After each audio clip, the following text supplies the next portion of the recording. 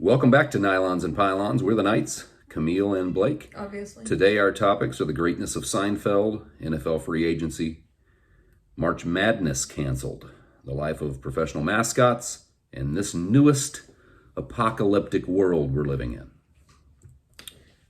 Today our podcast is brought to you by Funbox, a world of fun in LA and opening in the summer in San Diego. Step into Funbox where each room sparks wonder and surprise. This 9,000 square foot maze features 60,000 unique pieces, urging you to express yourself however you please. Check it out at funbox.com. Yeah, so we're going to get started with your fave, your new fave. Yeah, I hadn't actually... So this is kind of a recent development. Obviously, it's always been a fantastic show. But when Jerry Seinfeld started doing Comedians in Cars, Getting Coffee, which is his Netflix series, was when I really got into it. And now I'm obsessed with the greatest sitcom of all time, Seinfeld. Yeah, I mean, make no mistake about it. It's the greatest sitcom of all time. Yeah. You know, people love Friends. Friends is great. Even I. But Seinfeld, I don't know, I think it speaks to my generation and people like me because we live lives making fun of the dumbest little things that there are that don't really matter. And that's just the way Seinfeld is written. I disagree. So that's why I love it. I feel like you disagree with that's why I think that it's the best? No, I disagree with the sense. fact that your generation does not do that. Maybe you do that, but I said my generation and people like me. Okay. It's a certain type of individual who likes that humor, but it does cross other types of people as well. But I'm saying like within my group of people, that's how we see things. Okay. And that's why, I mean, why would you argue with my opinion about what I like about the show? That's ridiculous. That's not what we're talking about, though. Just move on. It has to do with the fact that it's not your generation. Your generation does not do things like that. That's like your opinion there, man. Whatever. That's a movie quote you wouldn't know. Move Obviously. Anyways, yeah, so obviously. The thing about Seinfeld, though, it only ever won one Emmy, which I think is absurd. Arrested Development was canceled. Yeah, I've never seen that show. And that's one of the greatest sitcoms as well. And it's actually back on Netflix with new episodes. Hysterical. Oh, yeah, I know they bought that. But see, that's kind of the greatness of things that end up having a cult following. I mean, look, it was on prime time, obviously. It was no slouch. But course. When it comes to awards and things like that. Yeah. Well, they're stupid to begin with. It's like... Because you have to look at the people who are giving these awards, you know? Yeah, of course. They're very foofy, like the dog... like the exactly.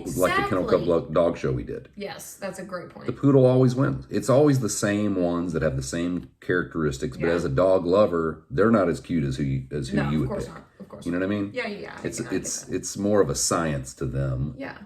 Thus, it kind of kills the entertainment value sometimes. Yes, agreed. I mean, but when you look into the characters that we've got going on, nobody is better than George Costanza, for the record. He is the best character of all time. He is a great character, but I would argue that they're more great because of each other. Because we saw what happened when Jason Alexander got his own sitcom, not once, but I believe twice. I don't know who that is. He's the character that plays. He's the person who plays the character George Costanza. Oh. It just wasn't funny. And yeah, but is the premise the same? No, the premise isn't the same, but his mannerisms and characteristics.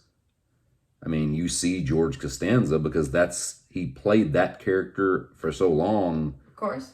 He'll never be known as anything else. Of course. And so as you're watching it and you see the mannerisms of George Costanza right in front of you because that's just the mannerisms of Jason Alexander. Uh-huh. It just didn't work. And so my point is this. Okay. He is he's probably the best character overall on the show. Yeah. Next to Kramer, but without being able to hilarious. compare him to Kramer. Exactly.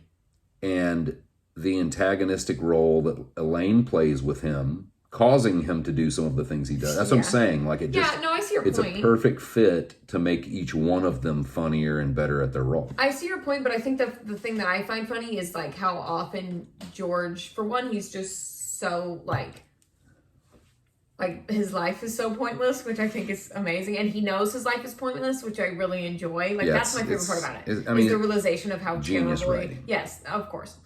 Yeah, but this is the thing about what with saying about their characters is I think that often will ruin a character, like ruin an actor's career, is when they're so looked at as that one it really did character.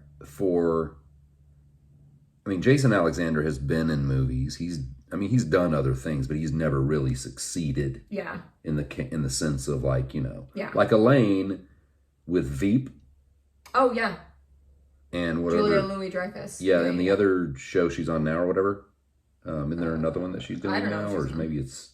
anyway. I just knew she was on Veep. She had Emmy... She won Emmys for that, right? Yeah. So she's done well, but I think she's also more of a brilliant comedic actor than... Yeah, of course. Michael Richards, who's Kramer, or... Yeah. Because he had his own show, too. He was like a detective. Oh, yeah. No. It should have been funny. But man, it just wasn't. Yeah. And that's why you have these bit characters where if you have too much of them in the show, it gets old. Yeah, I guess. It's like throwing hot sauce. Your main dish can't be the hot sauce.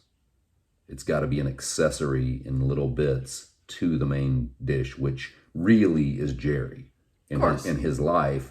But George is in that a lot, right? And then Elaine's sprinkled in a little more, and Kramer as well. But I think George and Jerry are probably the dominant characters in the show. Yes. Yeah. Obviously. Yeah, wonderful show, man. We're not even really going to get into episodes because we could talk about that for the individual episodes. Of course. Because we could talk about that forever. But man, we own like the first 3 seasons on DVD. Well, Hulu has the entire... Yeah. It's 9 fun seasons. To watch all the way through, but it just takes so long. But anyway, see, that was what I disagreed with, though, is I feel like the episodes are a little short. They're only like 23 minutes. Well, that's because there's no advertisements. Exactly. Speaking of, I'm just kidding. Oh. You thought I was going to do another sponsor. I don't know. I never really know, to be honest with you. All right, so Seinfeld, greatest sitcom of all time, number 1? 100%. Yeah. Speaking of other Jerrys, we're going to talk about Jerry Jones. Jerry Jones? Who I don't know who we're talking about now. Wait, what's his last name? Jerry Jones is the owner of the Cowboys? Oh, yeah. Okay, that's what I thought. Yeah. Okay. I don't know where we're going.